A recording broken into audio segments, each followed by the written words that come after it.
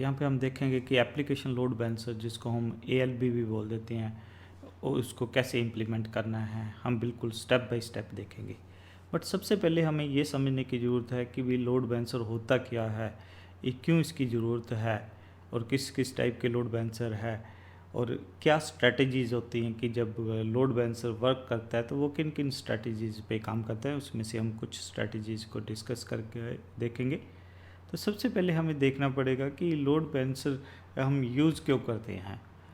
अब सपोज हमने web server implement कर रखा है, और सपोज हमने वेब सर्वर हमारा जो है वो सपोज 1000 क्लाइंट को हैंडल कर पा रहा है, और हम लेके चल रहे हैं कि हमारा ये सर्वर 1 है, यहाँ पे हमारा वेब सर्वर लोड है और ये 1000 क्लाइंट को हैंडल कर पा रहा है। अब हमें क्या है कि हमने ज़्यादा, हमारी जो साइट है वो वायरल हो रही है, धीरे धीरे बहुत सारे लोग आ रहे हैं, मिलियंस ऑफ हम अब एक्सपेक्ट कर रहे हैं कि हमारे पास जो क्लाइंट्स आएंगे। तो एक तरीका है कि हम इसको जो सर्वर 1 है इसको वर्टिकल स्केल कर लें, कि जो अगर हमारे पास पहले जो 16 GB रैम है तो हम इसको 64 GB कर दें, या 1 TB कर दें, उसकी हार्ड डिस्क वगैरह इंक्रीज़ कर दें, mean resources number of CPU वगैरह इंक्रीज़ कर दें। बट आजकल वर्टिकल स्केलिंग रिकमेंडेड नहीं है, जो रिकमेंडेड है वो हॉरिजॉन्टल स्केलिंग रिकमेंडेड है। मीन हम एक वेब सर्वर नहीं, हम वैसे ही उसको हैंडल करने के लिए, ट्रैफिक के लिए 2 और सर्वर लगा देंगे। 2 से ज़्यादा भी हो सकते हैं, 20 भी हो सकते हैं, 200 भी हो सकते हैं, थाउजेंड्स भी हो सकते हैं, मीन हम वो सर्वर्स लगा देंगे। अब ध्यान रखना, अगर हमने सर्वर है, इसका भी हमारे पास एक एड्रेस होगा, इसका भी एक एड्रेस होगा, इसका भी एक एड्रेस होगा। अब अगर हमारे पास 3 सर्वर है, हम क्लाइंट्स को जब कहेंगे कि भाई तुमने एक्सेस करना है, तो उनको 3 एड्रेस नहीं दे सकते। अगर 100 सर्वर है तो 100 का एड्रेस नहीं दे सकते।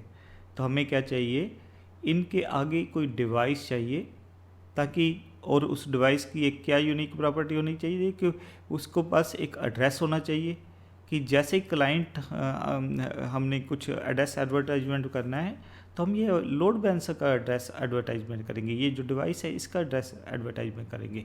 तो जब ये कनेक्ट करेंगे क्लाइंट इस डिवाइस से, तो ये डिवाइस क्या कर देगा, ट्रैफिक यहाँ पे भेज देगा। और ये डिवाइस क्या होता है, आपका लोड बैलेंसिंग है। लोड बैलेंसिंग का क्या पर्पज़ है कि जो जब उसके पास रिक्वेस्ट आएगी, तो डिपेंडिंग अपॉन कि वो कौन सी स्ट्रेटजी यूज़ कर रहा है, उस हिसाब से वो ट्रैफिक को क्या कर लेगा, हो सकता है इक्वली डिस्ट्रीब्यूट कर दे, हो सकता है कि वो करंट लोड इन पे क्या है उसके हिसाब से डिस्ट्रीब्यूट करे, अलग अलग स्ट्रेटजी है।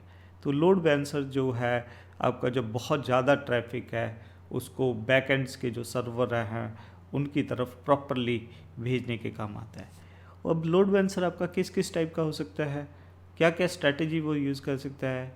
तो उसके लिए हम जो कॉमन या जो सबसे पहले वाली स्ट्रैटेजी है, राउंड रॉबिन।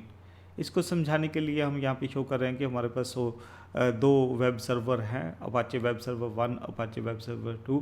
इसका ये वाला एड्रेस है, इसका ये वाला एड्रेस है।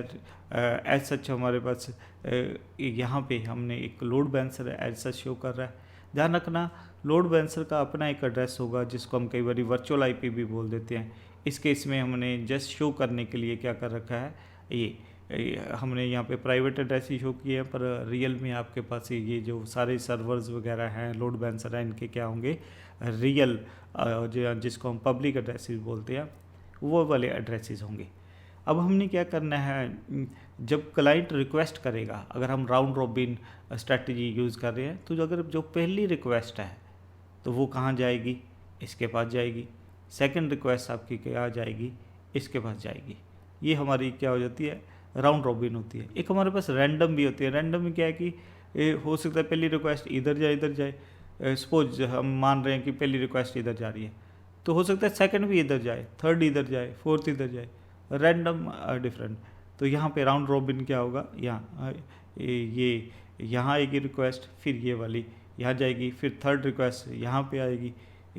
मीन वो सीक्वेंसली वो क्या करता रहेगा, पहला सर्वर सेकंड, ऐसे करके वो रिक्वेस्ट को भेजता जाएगा। अब इसमें दिक्कत ये क्या होती है कि सपोज ये सर्वर ज़्यादा पावरफुल है, सपोज इसमें 1 TB रैम है, ये है 16 GB वाला रैम वाला है, अब इसमें क्या है कि ये अंडर यूटिलाइज रहेगा। तो हमारे पास और भी स्ट्रेटजीज हैं, वो कौन कौन सी हो सकती है? वह एक आपकी हो सकती है सर्वर कनेक्शन लोड बैलेंसर।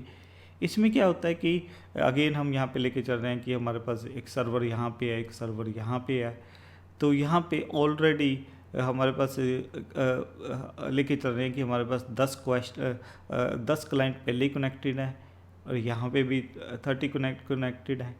तो इसमें कनेक्शन बेस्ड स्ट्रेटजी में क्या होगा, ये लोड बैलेंसर चेक करेगा कि कहाँ पे लीस्ट कनेक्शंस है।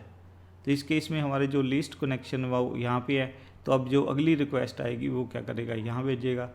तो ज़्यादातर वो रिक्वेस्ट फिर क्या करेगा, कनेक्शन लीस्ट कनेक्शन बेस्ड भी इसको हम बोल देते हैं। तो ये भी एक स्ट्रेटजी है। अगेन यहाँ पे भी इसका एक क्या होगा, आपका वर्चुअल आईपी मिला होगा और ये अपने पास एक नोट करता है। अब जैसे ये रिक्वेस्ट जाएगी तो यहाँ पे क्या हो जाएगी, 11 हो जाएगी। तो वो इस हिसाब से, इससे क्या हो जाता है कि जो आपका लोड के हिसाब से या कनेक्शन के बेस से पे आपका क्या करता है, वो डिसीजन लेता है। फिर हमारे पास एक और आ जाती है सर्वर लोड बैलेंसिंग।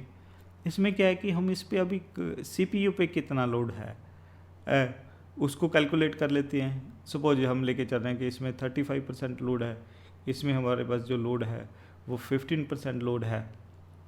तो ये नोट कर लेता है कि भाई सर्वर 1 के पास ये है, ये वाला है। अब जो क्लाइंट की अगली सपोज एक रिक्वेस्ट आती है तो ये कहाँ भेजने की कोशिश करेगा, जहाँ पे कम लोड है।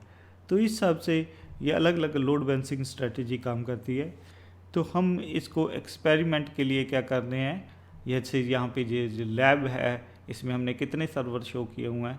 तो लोड बैलेंसर को हम यहाँ पे जो इम्प्लीमेंट करके देखेंगे वो एप्लीकेशन लोड बैलेंसर इम्प्लीमेंट करके देखेंगे स्टेप बाय स्टेप। तो उसके अंदर पहला स्टेप क्या है कि हमारे पास जो है 3 सर्वर्स होने चाहिए। तो 3 सर्वर्स के लिए हम क्या करेंगे, AWS पे चले जाएंगे।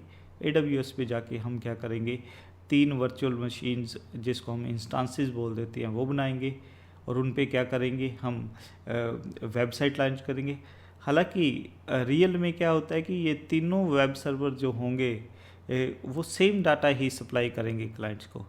बट हम क्योंकि देखना चाहते हैं कि लोड बैलेंसर वाकई काम कर रहा है कि नहीं कर रहा, तो हम क्या करेंगे, सर्वर 1 पे डिफरेंट पेज बनाएंगे, सर्वर 2 पे डिफरेंट, सर्वर 3 पे, जस्ट दिखाने के लिए। ऐसा रियल में ऐसा नहीं होता है। रियल में आपको क्या करना पड़ता है, जो तीनों ही सर्वर्स हैं, 3 हैं या 10 हैं या 50 हैं, सब सर्वर सेम ही डाटा क्या करेंगे, क्लाइंट्स को सर्व करेंगे। बट यहाँ समझाने के लिए हम तीनों केसेस में क्या करेंगे, अलग अलग डाटा डालेंगे, सिंपल सा एक पेज बना देंगे यहाँ पे, यहाँ पे, यहाँ पे। तो अब हमारा अगला स्टेप क्या है कि हम 3 सर्वर क्रिएट करना चाहते हैं AWS में। तो 2 सर्वर हम एक जोन में क्रिएट करेंगे, तीसरा सर्वर हम अलग जोन में करेंगे। क्योंकि कई बार जब हम लोड बैलेंसर इम्प्लीमेंट करते हैं तो वहाँ रिक्वायरमेंट है कि आपको मिनिमम 2 जो अवेलेबिलिटी जोन है वो सिलेक्ट करने पड़ेंगे जब हम लोड बैलेंसर इम्प्लीमेंट करते हैं। तो हम इसके लिए कहाँ जाने वाले हैं, हम अपने AWS में जाएंगे। AWS में जाके हम क्या करेंगे, स्टेप बाय स्टेप हम क्या करने वाले हैं, वर्चुअल मशीन्स जिसको इंस्टांस कहते हैं वो क्रिएट करने वाले हैं। तो हम यहाँ पे EC2 को सिलेक्ट करते हैं। EC2 में हम देखेंगे कि हमारे पास यहाँ पे अभी कोई भी इंस्टांस रन नहीं कर रहा है। हमारे पास एक की है विपिन KG जो हमने क्रिएट कर रखी है। अगर आपके पास नहीं है तो आप क्रिएट कर सकते हो। और ये हमारे पास ये है एक सिक्योरिटी ग्रुप है। तो हम क्या करेंगे, 3 इंस्टांस लॉन्च करने वाले हैं। तो उनको देखेंगे कि स्टेप बाय स्टेप उसके अंदर पेजेस कैसे डालने हैं। फिर इंडिविजुअली उन सर्वर्स को चेक करके देखेंगे कि वाकया वो पेज सर्व कर रहे हैं कि नहीं कर रहे। उसके बाद हम यहाँ पे आके हमारे पास क्या है, यहाँ पे इसी में आपका लोड बैलेंसर भी है, देखेंगे लोड बैलेंसर क्या है, टारगेट ग्रुप क्या है, वो सारा कुछ हम देखेंगे। तो सबसे पहला हमारा अब जो काम है वो क्या है कि हमने जो इंस्टांसेस को लॉन्च करना है। तो इंस्टांसेस को लॉन्च करने के लिए हम कहाँ पे क्लिक करेंगे, यहाँ पे। तो अब हम स्टेप बाय स्टेप जो इंस्टांसेस को लॉन्च करने वाले हैं, तो ये वाला हम स्टेप अब पहले पूरा करने वाले हैं।